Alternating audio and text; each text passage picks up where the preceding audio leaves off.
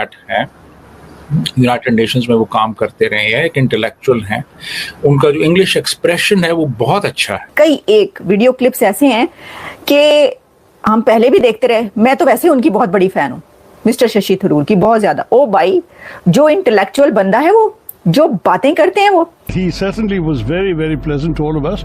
I think he saw this as an opportunity to thank the delegations for their service. वो बगैर सबूतों के ही हमें मारते हैं।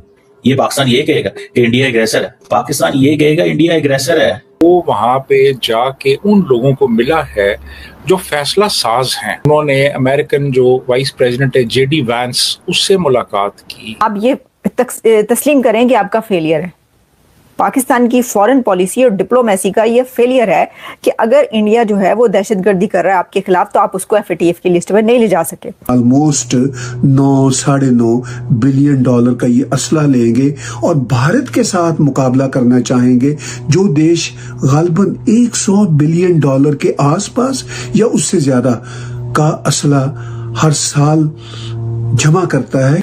बकरे को हलाल करने से पहले उसको खिलाया जाता है, और जब जब पाकिस्तान ने ठीक है अमेरिका के साथ हाथ मिलाया है, खून खराबा हुआ है। और वो खून खराबा हम पहले भी देखते रहे, मैं तो वैसे उनकी बहुत बड़ी फैन हूँ, मिस्टर शशि थरूर की बहुत ज्यादा। ओ भाई, जो इंटेलेक्चुअल बंदा है वो, जो बातें करते हैं वो, उसमें आप वीडियोस देखें जब वो हिस्ट्री पे बात करते हैं, जब वो बात करते हैं कि जब ब्रिटिश राज था और ब्रिटिशर्स वहां पर इंडिया पर गए सब कॉन्टिनेंट में, और वहां पे किस तरीके से लुट मचाई, जो कुछ किया, उसके ऊपर जो फैक्ट्स एंड फिगर्स वो सामने रखते हैं। Oh wow. अच्छा, कहने का मकसद इस यहाँ पर ये है कि वो तो एक बहुत कमाल के स्टेट्समैन है। मैं आपको थोड़ी सी जरा उनकी, क्योंकि इसके बाद बिलावल भुट्टो भी बात करते हैं ना, ये जो है ना शशि थरूर साहब, वैसे तो इनकी एज 70 के करीब है, 70 ऑलमोस्ट हो चुके हैं, 69 है एज, और पॉलिटिशियन हैं, ऑथर हैं, डिप्लोमेट, इंटेलेक्चुअल, जैसे मैंने आपको बताया। अच्छा, ये केरला से हैं, मेंबर ऑफ पार्लियामेंट सिंस 2009 से।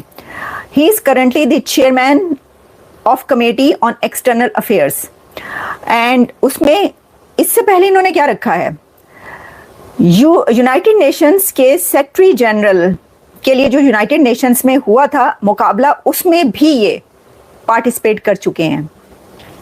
अच्छा, फिर इसमें यह है कि सेक्रेटरी जनरल की 2006 में जो पोस्ट थी उसके लिए, और लंदन में जो है इन्होंने पैदा हुए, लंदन से ही तालीम हासिल की, और इनकी जो एजुकेशन है वो international relations and affairs from the Fletcher school of law and diplomacy, Tufts school university.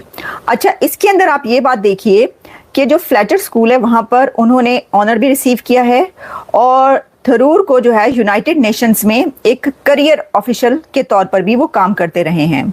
और फिर वो कहाँ तक उन्होंने राइज किया, to the rank of under secretary general of communications and public information of United Nations.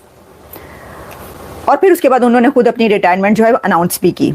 और अब आप कहने का ये सब आपको मैंने इसलिए बताया ये सारी चीज़ें कि आप ये बात याद रखिए कि शशि थरूर कहाँ तक काम कर चुके हैं, यूनाइटेड नेशंस के सेक्रेटरी जनरल के लिए अपने आप को जो है उसके लिए compete करना ये कोई कम बात नहीं है। अब दूसरी तरफ है बिलावल भुट्टो। बिलावल भुट्टो ने ऑक्सफोर्ड से पढ़ रखा है, ठीक है। बिलावल भुट्टो ने वहाँ पर मेरा ख्याल है कि जो यूनियन के इलेक्शन होते हैं वो भी फाइट किए, ओके।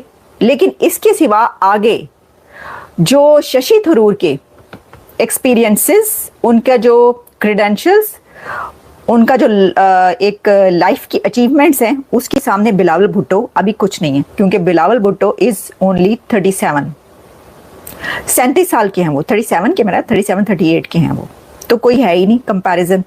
फिर ये कि बिलावल भुट्टो बेनज़ीर भुट्टो के बेटे हैं, यही उनकी पहचान है। मौजूदा जो प्रेसिडेंट है आसिफ अली जरदारी, उनके बेटे हैं। इंडियन डेलीगेशन है वो वहाँ पे जाके उन लोगों को मिला है जो फैसला साज हैं। मिसाल के तौर पे उन्होंने अमेरिकन जो वाइस प्रेसिडेंट है JD वैंस, उससे मुलाकात की। JD वैंस से मुलाकात हुई और उन्होंने अपना जो मौक़िफ़ है वो उसको प्रेजेंट किया, और उसने उनके मौक़िफ़ की तायीद की। और इवन उन्होंने कहा जी कि आपके साथ जो हमारे तिजारती मामलात हैं उसमें मज़ीद पेशरफ्त होगी, और जुलाई के पहले हफ्ते तक काफ़ी इसमें चीज़ें आगे की सिमत बढ़ेंगी। हमारा जो डेलीगेशन था, ये ज़्यादातर थिंक टैंक्स में जाके इन्होंने तकरीरें की हैं। रैंड कॉरपोरेशन में गए, अटलांटिक काउंसिल में गए, स्टिम्सन सेंटर में गए, यूएस इंस्टीट्यूट ऑफ पीस में गए। अब ये जो है, ये कोई ऐसा सच फैसला साज इदारे नहीं है, ये थिंक टैंक्स हैं।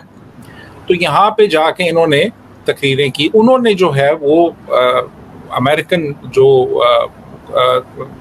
उन्हीं समझ लेना कि एस्टैब्लिशमेंट से जाके डायरेक्ट उन्होंने बात की, जो कि डिसीजन ले सकते हैं अपने तौर पे।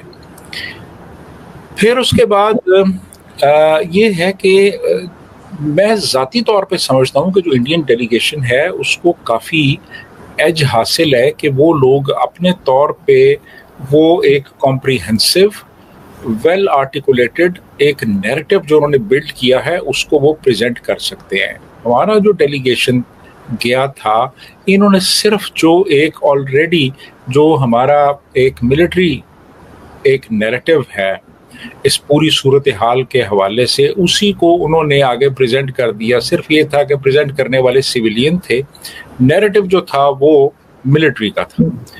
तो ये बड़े बुनियादी फ़र्क थे हमारे डेलीगेशन में और उनके डेलीगेशन।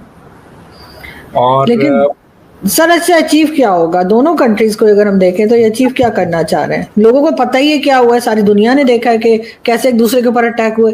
अब ये दोनों बताने क्या गए और अचीव क्या करेंगे?